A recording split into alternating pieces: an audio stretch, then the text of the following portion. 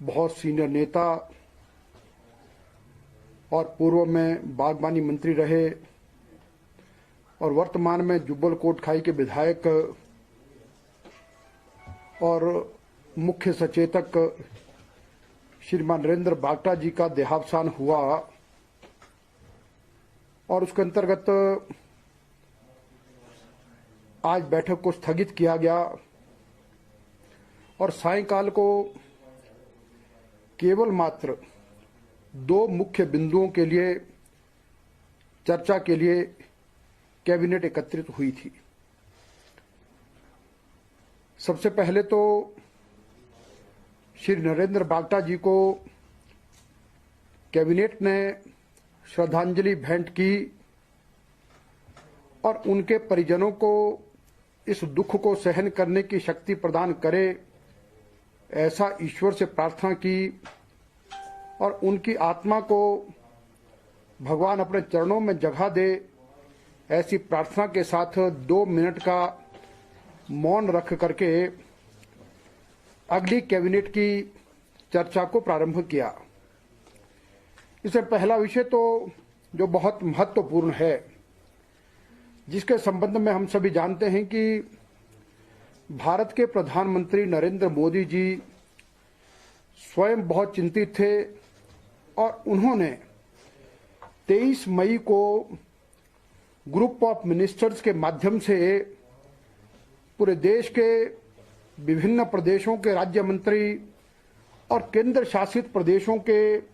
अधिकारियों के साथ एक बैठक की थी और सभी के सुझाव लिए थे कि सीबीएसई बोर्ड की और सीआईएससी की परीक्षाएं होनी चाहिए या नहीं होनी चाहिए, और हर एक से सुझाव लेकर के और उसके पश्चात ग्रुप ऑफ मिनिस्टर की प्रधानमंत्री जी को रिपोर्ट गई और 1 जून को प्रधानमंत्री जी ने स्वयं उस मीटिंग की अध्यक्षता करते हुए कहा कि अब हम सीबीएसई बोर्ड और सीआईएससीई की परीक्षाओं को नहीं करेंगे और उनको कोई क्राइटेरिया बना करके उसके अंतर्गत बच्चों को पास किया जाएगा। और उस विषय पर कैबिनेट में चर्चा हुई तो यहां भी कैबिनेट ने उसी बात को लेकर के कहा कि जो जैसा प्रधानमंत्री जी ने ट्वीट किया था कि हमको बच्चों की सेफ्टी ज्यादा महत्वपूर्ण है और इसलिए +2 की जो परीक्षाएं हैं Himachal Pradesh board of school education की, उनको कैंसिल किया गया है और अभी उसका क्या क्राइटेरिया होगा उसको तैयार करेंगे, क्योंकि हम सभी को भली प्रकार इस बात की जानकारी है कि अभी तक भारत सरकार ने भी अभी तक वो यानी क्राइटेरिया भी फिक्स किया नहीं कि हम किस आधार पर कैसे बच्चों को नंबर दे करके उनको पास करेंगे। और अभी 4 जून को ऑनरेबल सुप्रीम कोर्ट में भी एक सुनवाई हुई थी तो ऑनरेबल सुप्रीम कोर्ट ने भी कहा है कि भाई आप किस आधार पर इन बच्चों का रिजल्ट बनाएंगे और कैसे बच्चों को प्रमोट करेंगे, तो वो जैसे आएगा तो हिमाचल प्रदेश सरकार भी जैसा सीबीएसई और भारत सरकार के द्वारा आएगा तो उसके आधार पर जो है अपना क्या मानदंड होंगे उसके आधार पर हम उसको आगे करेंगे। एक पहली बात तो ये शिक्षा के संबंध में की गई। और दूसरा जो एक महत्वपूर्ण जो बिंदु आजकल है, हम सब के सब पेंडेमिक 2019 के दौर से जो गुजर रहे हैं और इसके संबंध में ये कहा गया है कि अभी देखिए हिमाचल प्रदेश में मामले कम होना प्रारंभ हुए हैं। लगभग अभी हम 10,000 से कम हैं, 9700 कुछ हो गए हैं और स्थिति सामान्य हो और अच्छा सुधार हो, ऐसी हम ईश्वर से प्रार्थना करते हैं। और इस सब में यह है कि अभी ये कहा है कि हम 14 जून प्रातःकाल 6 बजे तक जो रिस्ट्रिक्शंस अभी लगी हैं वो सबकी सब भी जारी रहेंगी। अभी उसमें कोई छूट इस प्रकार की प्रदान नहीं की जाएगी। तो बहुत धन्यवाद, इतना ही।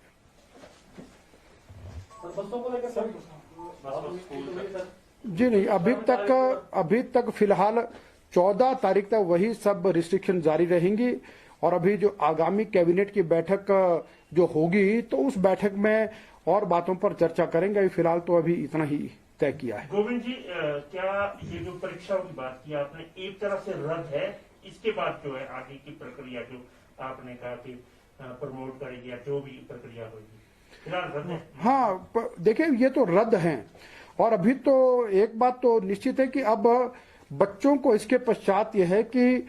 कौन सा ऑब्जेक्टिव क्राइटेरिया क्या हम तैयार करेंगे, और वो इस पर निर्भर करेगा कि सीबीएसई और सीआईएससी यानी भारत सरकार अभी क्या तैयार करती है। अभी भारत सरकार ने भी उसको तय नहीं किया है, तो वो तय करेंगे तो उस आधार पर हम भी अपने बच्चों को प्रमोट करेंगे। हाँ, एक जगह थोड़ा सा भिन्नता कुछ हो सकती है, क्योंकि हिमाचल प्रदेश में जो हमारा बोर्ड ऑफ स्कूल एजुकेशन है, जिसमें 1,10,000 के करीब बच्चे भाग लेते हैं, और उसमें हमारे प्रैक्टिकल्स मार्च के महीने में हो चुके थे, और इंग्लिश का पेपर हमारा 13 अप्रैल को हो चुका था। इसलिए थोड़ा 19-21 का कोई अंतर हो सकता है, लेकिन मुख्य रूप से तो यही है कि जो सीबीएसई करेगी उस आधार पर ही हम चलेंगे। गोविंद जी, एक और सवाल है। एक बात ये निकल कर आई थी कि जब पॉजिटिविटी रेट 5% से नीचे नहीं जाता है तब तक जो है रियायतें नहीं दी जाएगी। ये केंद्र की गाइडलाइन थी, कोई लिखित में थी, मौखिक में थी, क्या ये भी सही है? देखिए, भारत सरकार की ओर से इस तरह के दिशा निर्देश तो आए हैं, और इसीलिए अभी तक तभी ये कहा कि 14 तारीख तक सारी की सारी बंदिशें यथावत रहेंगी, और तब तक स्थिति क्या बनती है उसके आधार पर फिर हम विचार करेंगे। सर, शिक्षण संस्थान तो बंद रहेंगे। अभी शिक्षण संस्थान भी जो बंदिशें हैं तो उसी के आधार पर बंद रहेंगे। और वैसे मैं आपकी जानकारी के लिए, ये आज का विषय तो नहीं था, पिछले कल हमने एक ईपीटीएम किया है, और उस ईपीटीएम में लगभग प्रदेश के 81,000 लोग यूट्यूब और डायरेक्टली जुड़े थे। तो उसमें अधिकतर लोगों का सुझाव अभी यह है कि बच्चों की सेफ्टी से कोई समझौता नहीं करना चाहिए। तो अभी तक हम सुझाव ले रहे हैं, और अभी आज से लेकर लगातार ये ईपीटीएम 9 तारीख तक चलती रहेगी। तो देखते हैं पूरे प्रदेश के अभिभावकों के और शिक्षकों के, छात्रों के, सभी के सुझाव आ रहे हैं, और उनके अनेक प्रकार के प्रश्न भी हैं। तो उस सब में भी हम देखेंगे कि तब तक क्या स्थिति बनती है, और उसमें मुख्यमंत्री हिमाचल प्रदेश जयराम ठाकुर जी को पूरी रिपोर्ट सौंपेंगे, और उसके पश्चात हम आगामी निर्णय लेंगे।